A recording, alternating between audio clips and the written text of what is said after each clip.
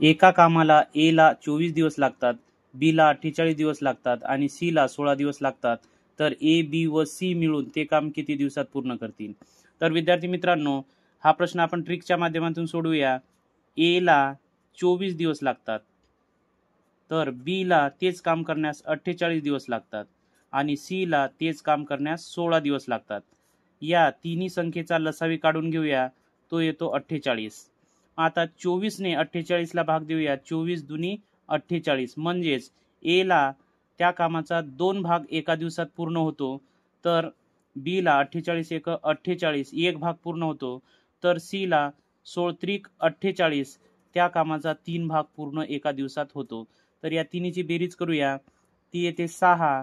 आता या 48 ला 6 ने भाग देऊया, म्हणजेच 6 8 48 तिघां मिळून ते काम 8 दिवसात पूर्ण करतील.